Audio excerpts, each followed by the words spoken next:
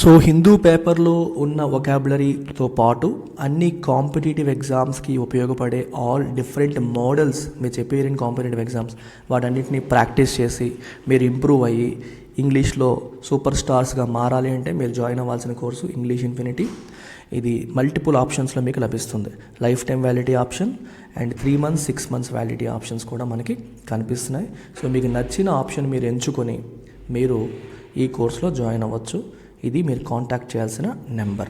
Do make use of this, miss చేసుకోకండి అమ్మ.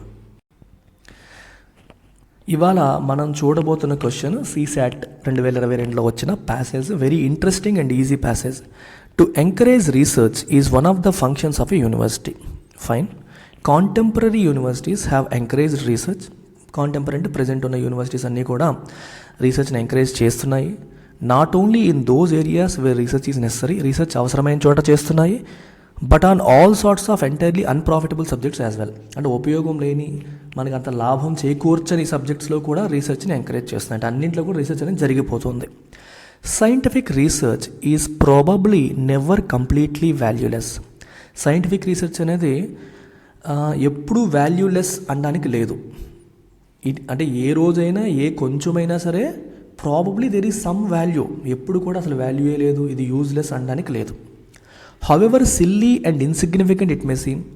ఇది ఒక రీసెర్చా, ఇంత సిల్లీ ఇన్సిగ్నిఫికెంట్ అని బయటికి కనిపించినప్పటికీ, however mechanical and unintelligent the labours of the research చేసేవాళ్ళు ఏదో బ్లైండ్గా మెకానికల్గా అంటే బ్రెయిన్ ఎక్కువగా వాడకుండా అన్ఇంటెలిజెంట్గా చేస్తున్నప్పటికీ there is always a chance, చిన్న ఛాన్స్ ఉంటుంది that the results may be of value to the investigator of talent. ఒక టాలెంట్ ఉన్న ఇన్వెస్టిగేటర్ వచ్చినప్పుడు ఆయన ఏంటి ఆల్రెడీ ఉన్న డేటా కోసం చూస్తాడు. సో రీసెర్చ్ డేటా ఏం చెప్తుందని చూస్తాడు. వీళ్ళు అంత తెలివైన వాళ్ళు కాకపోయినప్పటికీ, అంత ఇంపార్టెంట్ ఇన్ఫర్మేషన్ కాకపోయినప్పటికీ ప్రతి రీసెర్చ్ డేటా కూడా తెలివైన ఇన్వెస్టిగేటర్కి ఎంతో కొంత యూజ్ అవుతుంది. Who can use the facts collected for him by uninspired but industrious researchers. అంటే పెద్దగా మోటివేషన్ లేని, అన్ఇన్స్పైర్డ్ అంటే మోటివేషన్ లేని కానీ కష్టపడతారు, బ్లైండ్గా కష్టపడతా వెళ్తారు వాళ్ళ ప్రాజెక్ట్ కోసం, దానికోసం. As the basis of some fruitful generalisation. వీళ్ళు అంత తెలివైన వాళ్ళు కాకపోయినప్పటికీ, అంత మోటివేషన్ లేని రీసెర్చర్స్ అయినప్పటికీ వాళ్ళు తీసుకొచ్చిన డేటా అనేది ఇంటెలిజెంట్ ఇన్వెస్టిగేటర్ ఉపయోగించుకోగలుగుతాడు. దాని నుంచి అతని థియరీని తీసుకురాగలుగుతాడు, జనరలైజేషన్ చేయగలుగుతాడు అని అర్థం. But where research is not original, అంటే రీసెర్చ్ అనేది ఒరిజినల్ కాకపోతే, but consist in the mere rearrangement of existing materials. అంటే సొంతంగా కొత్తగా చేయకుండా ఆల్రెడీ ఉన్నదాన్నే రీఅరేంజ్ చేసుకుంటూ వెళ్ళిపోయారు అనుకోండి.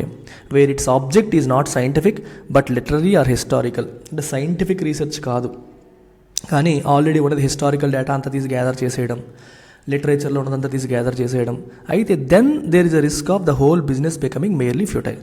అలాంటప్పుడు పెద్ద యూజ్ లేదు. సైంటిఫిక్ రీసెర్చ్ ఎప్పుడు కూడా ఏదో కొత్తదాన్ని ఆవిష్కరించే ప్రయత్నం చేస్తూ ఉంటుంది. అలా కాకుండా ఓన్లీ హిస్టారికల్ డేటా తీసి పక్కన పెట్టడం, అలా ఆ మోడ్లో వెళ్ళిపోయారనుకోండి, ఆ రీసెర్చ్ వల్ల పెద్దగా యూజ్ ఉండకపోవచ్చు. బికమింగ్ మియర్లీ ఫ్యూటైల్ అంటే యూజ్లెస్. ఇది స్టోరీ అమ్మ. దీన్ని బేస్ చేసుకుని 2 క్వశ్చన్స్ ఇచ్చారు, చాలా ఈజీ క్వశ్చన్స్ కూడా. చూడండి. The authors assumption about scientific research is that. Scientific research గురించి ఆథర్ యొక్క ఎజంప్షన్ ఏంటి?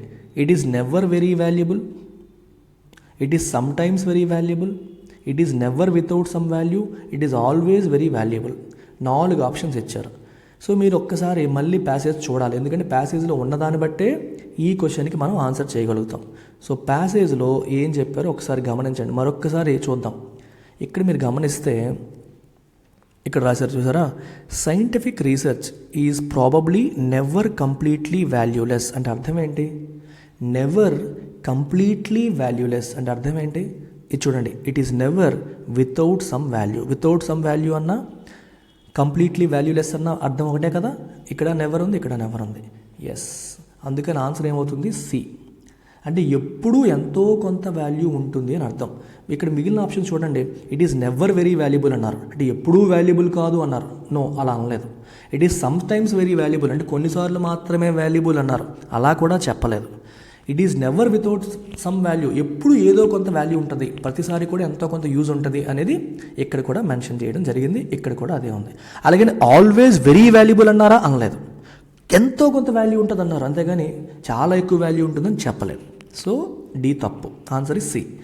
నెక్స్ట్ చూడండి. According to the author not many researchers can be of value to an intelligent investigator. A research result is always valuable to an intelligent investigator. Any research result can be of value to an intelligent investigator. A research result must always be of some value to an intelligent investigator.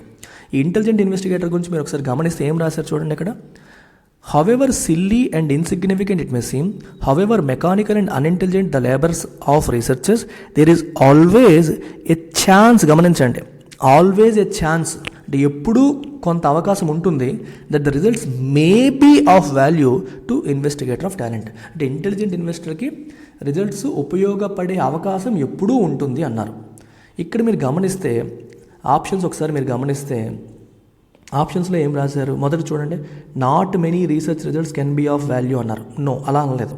Research result ఎంత silly అయినా ఎంత యూజ్లెస్గా కనిపించినా ఎంతో కొంత use ఉంటుంది intelligent ఇన్వెస్టర్కి అన్నారు. So మొదటి తప్పు. ఆల్వేజ్ వాల్యుబుల్ అన్నారా, అలాగా అనలేదు. ఇక్కడ ఏమన్నారంటే ఎంతో కొంత, can be of value or may be of value, ఎంతో కొంత అవకాశం వాల్యూ ఉండే అవకాశం ఉంది అన్నారు. ఎప్పుడు వాల్యుబుల్ అవుతుంది అనలేదు. Any research result can be of value, ఇక్కడ మే బీ ఆఫ్, ఇలాంటి పదాలు గమనించాలి మీరు.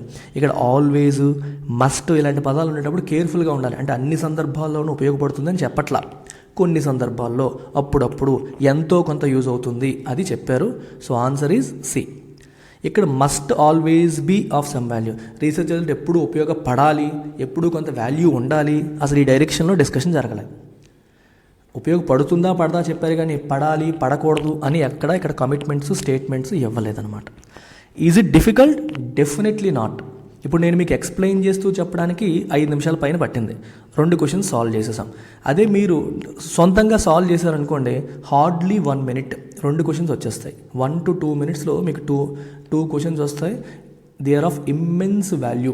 ఎస్పెషల్లీ మ్యాథ్స్ కొంచెం వీక్గా ఉన్న వాళ్ళు రీడింగ్ కాంప్రహెన్షన్ని స్కిప్ చేయకండి, చాలా ఈజీగా మనం సాల్వ్ చేయొచ్చు, ఏ మాత్రం డిఫికల్టీ ఉండదు. ఇలా మనం సీసాట్లో ఉన్న పీవైక్యూస్ అన్నీ కూడా మన క్రాష్ కోర్స్లో నేను కవర్ చేస్తాను.